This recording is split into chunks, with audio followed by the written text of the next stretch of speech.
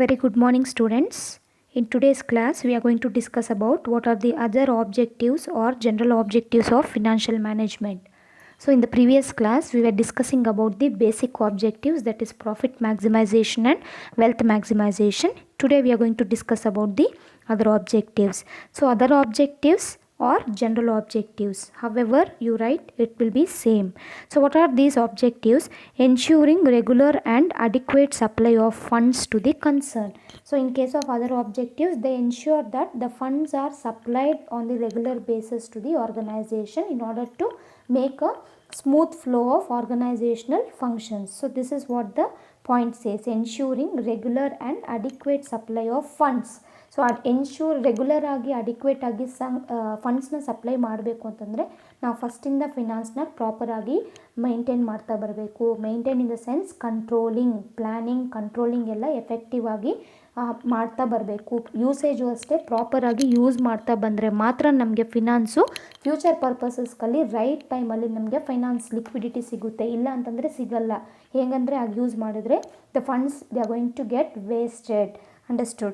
The next point you will be having ensuring a fair return to the shareholders. So who are the shareholders? The shareholders are the people who are going to invest in the shares of your company. Understood. So that will become he or she will become the shareholder of your particular company. ಅವ್ರು ನಿಮ್ಮ company ಶೇರ್ಸಲ್ಲಿ investment ಮಾಡಿದ್ದಾರೆ ಅಂತಂದರೆ you should ensure the maximum returns to them. ಯಾವತ್ತು ನೀವು maximum ಡಿವಿಡೆಂಡ್ಸ್ನ ಅವ್ರಿಗೆ return ಮಾಡ್ತಿರೋ ಆವಾಗಲೇ ಏನಾಗುತ್ತೆ, they get motivated to purchase the additional shares of your company. Remaining ಶೇರ್ಸ್ನ ಪರ್ಚೇಸ್ ಮಾಡೋಕ್ಕೆ ಕೂಡ ಮೋಟಿವೇಟ್ ಆಗ್ತಾರೆ. ಆವಾಗ ಫಿನಾನ್ಸ್ ರೈಸ್ ಮಾಡೋದಕ್ಕೆ ನಮಗೆ ಕಷ್ಟ ಆಗೋದಿಲ್ಲ. Understood. They will become confident over your company. So this is what the other object tells you. Next, building up resources for growth and expansion. So as I said you, profit maximization is a short term objective, wealth maximization is a long term objective. Wealth ಮ್ಯಾಕ್ಸಿಮೈಸೇಷನಲ್ಲಿ ನಾವು maximising the value of the assets ಮೇಲೆ concentrate ಮಾಡ್ತೀವಿ. ಯಾವಾಗ assets ಮೇಲೆ concentrate ಮಾಡ್ತೀವೋ future ಪರ್ಪಸಸ್ಗೆ liquidity ಈಸಿಯಾಗಿರುತ್ತೆ.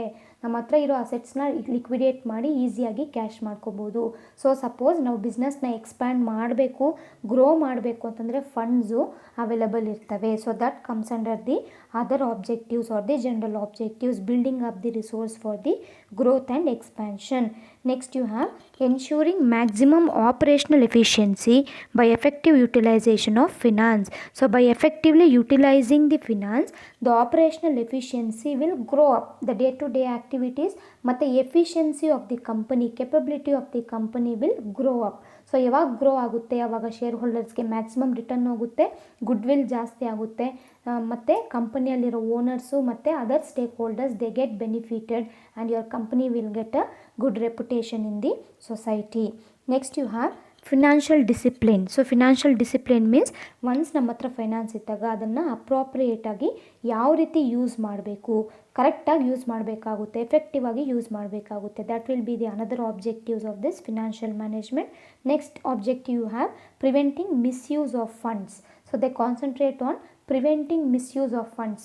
ಫಂಡ್ಸ್ನ ಹೇಗಂದರೆ ಹಾಗೆ use ಮಾಡಬಾರ್ದು, ಎಫೆಕ್ಟಿವ್ ಪರ್ಪಸ್ಗೆ ಯೂಸ್ ಮಾಡಬೇಕು, ರೈಟ್ ಟೈಮಲ್ಲೇ ಯೂಸ್ ಮಾಡಬೇಕಾಗುತ್ತೆ. I said no, right time right ಪರ್ಪಸ್ಗೆ ಯೂಸ್ ಮಾಡಿದ್ರೆ ಮಾತ್ರ ನಮಗೆ ಕಂಪನಿ ಬೆನಿಫಿಟ್ಸು ಜಾಸ್ತಿ ಆಗುತ್ತೆ, ಕಂಪನಿ ರಿಟರ್ನ್ಸು ಜಾಸ್ತಿ ಆಗುತ್ತೆ. And finally you have to ensure safety on investments.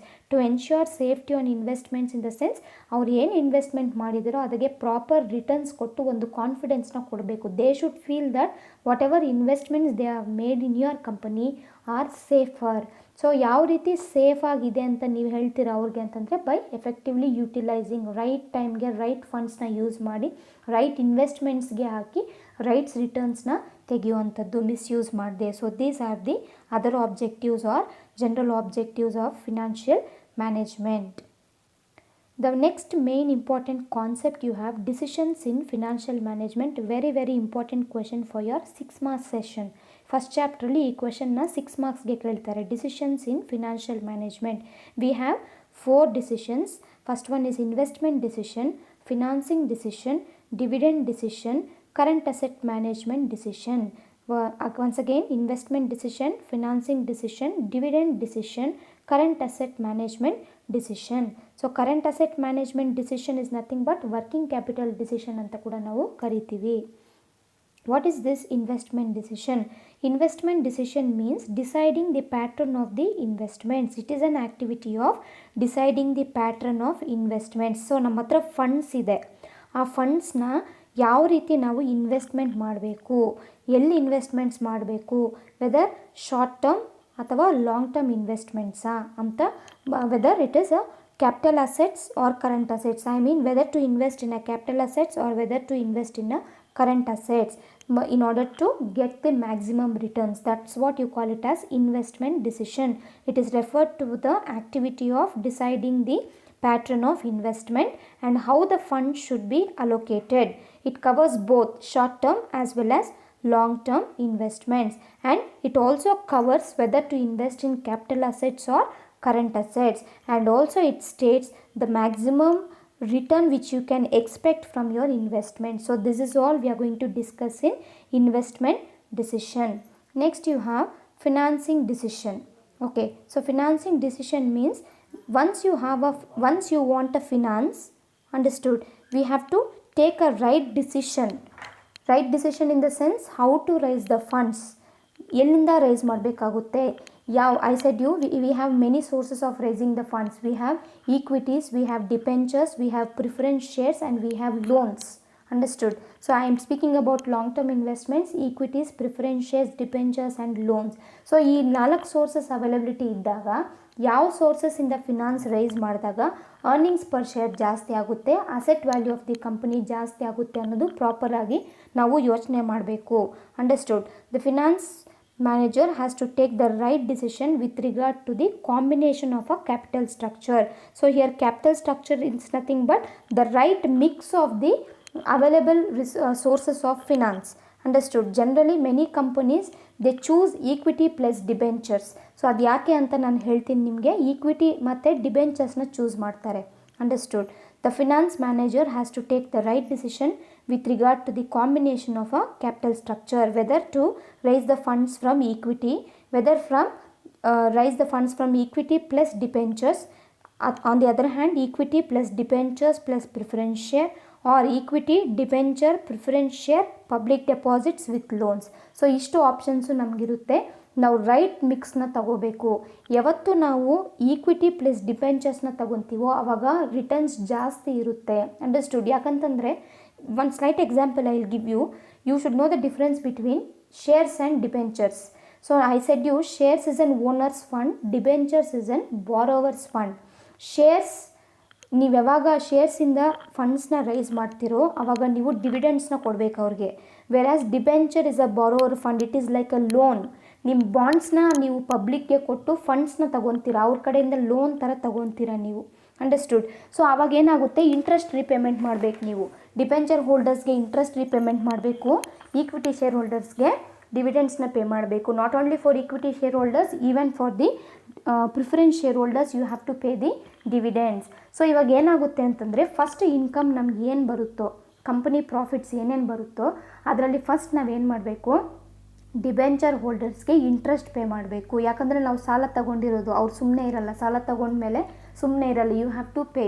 Understood? Pay interest for the debenture holders. So interest is an expenses, right? So expenses ಮೇಲೆ ನಾವು ಟ್ಯಾಕ್ಸ್ ಕಟ್ಟೋದಿಲ್ಲ. ಹೆನ್ಸ್ ಫೋರ್ತ್ ಫಸ್ಟು ಇಂಟ್ರೆಸ್ಟ್ನ pay ಮಾಡ್ತೀವಿ, ಆಮೇಲೆ ಮಿಕ್ಕಿರೋ amount ಮೇಲೆ ಟ್ಯಾಕ್ಸ್ನ pay ಮಾಡ್ತೀವಿ. ಟ್ಯಾಕ್ಸ್ನ pay ಮಾಡಿದ್ಮೇಲೆ ಆಮೇಲೆ ರಿಮೈನಿಂಗ್ ಅಮೌಂಟ್ ಏನಿರುತ್ತೋ ಅದರಲ್ಲಿ ಫಸ್ಟ್ ಪ್ರಿಫರೆನ್ಸ್ ಶೇರ್ ಹೋಲ್ಡರ್ಸ್ಗೆ ಪೇ ಮಾಡಬೇಕು. ಅಂಡರ್ಸ್ಟುಡ್? ಯಾಕೆ ಪ್ರಿಫರೆನ್ಸ್ ಶೇರ್ ಹೋಲ್ಡರ್ಸ್ಗೆ ಪೇ ಮಾಡಬೇಕು ಅಂದರೆ they will be having the preferential rights over the repayment of the dividend of a particular company. Preference, the word itself will tell you the first preference should be given to them only. Understood? ಅವ್ರಿಗೆ first ಕೊಟ್ಬಿಟ್ಟು ಆಮೇಲೆ remaining equity share holders distribute ಮಾಡ್ಕೋಬೇಕು. So this will be the process. Understood? ಯಾವಾಗ ನೀವು ಡಿಬೆಂಚರ್ಸಲ್ಲಿ funds rice ಮಾಡಲ್ವೋ ಇಂಟ್ರೆಸ್ಟೇ ಇರಲ್ಲ. ಅವಾಗ ಡೈರೆಕ್ಟಾಗಿ ಏನಾಗುತ್ತೆ, ಟೋಟಲ್ ಪ್ರಾಫಿಟ್ ಏನು ಬಂತೋ ಅದ್ರ ಮೇಲೆ you have to pay the tax. Understood? Full amount ಮೇಲೆ ಇಷ್ಟು ಪರ್ಸೆಂಟೇಜು ಗೌರ್ಮೆಂಟ್ ಪ್ರಿಸ್ಕ್ರೈಬ್ ಮಾಡಿರುತ್ತೆ, ಅಷ್ಟು ಪರ್ಸೆಂಟೇಜು ನೀವು ಫುಲ್ ಟ್ಯಾಕ್ಸ್ ಪೇ ಮಾಡ್ತೀರಾ. ಆಮೇಲೆ ಅದರಲ್ಲಿ ಮಿಕ್ಕಿರೋ ಅಮೌಂಟಲ್ಲಿ ಮಾತ್ರ ಪ್ರಿಫರೆನ್ಸ್ ಶೇರ್ ಹೋಲ್ಡರ್ಸ್ ಹೋಗಿ ಈಕ್ವಿಟೀಸ್ಗೆ ಬರುತ್ತೆ. ಸೊ ಇವಾಗ ಥಿಂಕ್ ಮಾಡಿ, ಡಿಬೆಂಚರ್ಸ್ ಈಕ್ವಿಟೀಸ್ ಬೆಸ್ಟಾ ಅಥವಾ equity debenture preference public deposits with loan ಬೆಸ್ಟಾ, ಈಕ್ವಿಟಿ ಡಿಬೆಂಚರ್ ಪ್ರಿಫರೆನ್ಸ್ ಶೇರ್ಸ್ ಬೆಸ್ಟಾ ಅಂತಂದರೆ obviously equity and debenture is best. Once interest pay ಮಾಡಿದ್ಮೇಲೆ ಅದ್ರ ಮೇಲೆ ಟ್ಯಾಕ್ಸ್ ಪೇ ಮಾಡ್ತೀವಿ, ಮಿಕ್ಕಿರೋ ಅಮೌಂಟ್ ಮೇಲೆ ಡೈರೆಕ್ಟಾಗಿ ರಿಮೈನಿಂಗ್ ಅರ್ನಿಂಗ್ಸ್ ಏನಾಗುತ್ತೆ ಈಕ್ವಿಟಿ ಶೇರ್ ಹೋಲ್ಡರ್ಸ್ ಕೊಟ್ಟೋಗುತ್ತೆ. ಸಪೋಸ್ ಪ್ರಿಫರೆನ್ಸ್ ಯೂಸ್ ಮಾಡ್ಕೊಂಡಿದ್ರೆ ಫಸ್ಟ್ ಇಂಟ್ರೆಸ್ಟು, ಆಮೇಲೆ ಟ್ಯಾಕ್ಸು, ಆಮೇಲೆ ಪ್ರಿಫರೆನ್ಸ್ ಡಿವಿಡೆಂಟು, ಆಮೇಲೆ ಈಕ್ವಿಟಿ ಡಿವಿಡೆಂಡ್ಸ್ಗೆ ಹೋಗುವಂಥದ್ದು. So always in capital structure they do follow the right mix of equity plus debenture. Understood? ಎರಡರಷ್ಟು ಈಕ್ವಿಟೀಸ್ ತಗೋಬೇಕು, ಒಂದರಷ್ಟು ಡಿಬೆಂಚರ್ಸ್ ತಗೋಬೇಕು. In the sense the ratio should be 2:1.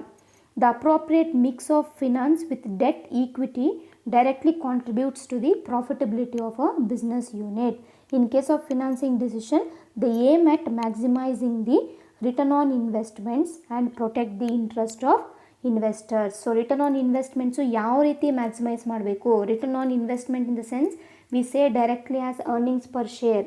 Understood? Earnings per share ಡೈರೆಕ್ಟಾಗಿ ನಾವು raise ಮಾಡಬೇಕು ಅಂತಂದರೆ ರೈಟ್ ಫಿನಾನ್ಸಿಂಗ್ ಡಿಸಿಷನ್ ತಗೋಬೇಕು. Right financing decision ಯಾವುದು ಅಂತಂದರೆ ಈಕ್ವಿಟಿ ಪ್ಲಸ್ ಡಿಬೆಂಚರ್. ಕೆಲವೊಂದು ಸಿಚುವೇಷನ್ಸಲ್ಲಿ equity, debenture, preference shares it will give a maximum benefit. ಯಾವ ರೀತಿ ಮ್ಯಾಕ್ಸಿಮಮ್ ಬೆನಿಫಿಟ್ ಕೊಡುತ್ತೆ ಅಂತಂದರೆ it depends upon how much funds we are going to raise. Understood? So ಒಂದೊಂದು ಸಿಚುವೇಷನಲ್ಲಿ slight changes ಬರುತ್ತೆ, ಬಟ್ ಎಫೆಕ್ಟಿವ್ ಆಗಿ choose ಮಾಡಬೇಕು ಅಂದರೆ we can depend on equity as well as the debentures. So this is all about the financing decision. Next you have dividends decision. So again the word itself will tell you dividend. So taking a proper decision about the dividend distribution to the shareholders. So what is dividend decision?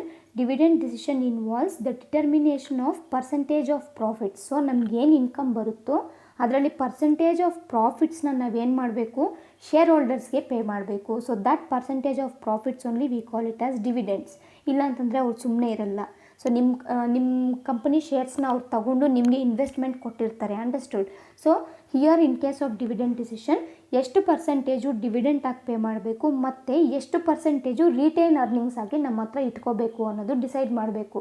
ಬಂದಿರೋ ಇನ್ಕಮ್ನೆಲ್ಲ ನಾವು dividends ಥರ distribute ಮಾಡಿಬಿಟ್ರೆ ಫ್ಯೂಚರ್ಗೆ funds ಬೇಕು ಅಂತಂದರೆ ನಮಗೆ ಕಷ್ಟ ಆಗಿಬಿಡುತ್ತೆ. So we have to keep a minimum percentage as a retained earnings with that. So that is why the word dividend decision. They are going to decide how much percentage we have to distribute in the form of dividend and how much to retain as the retained earnings.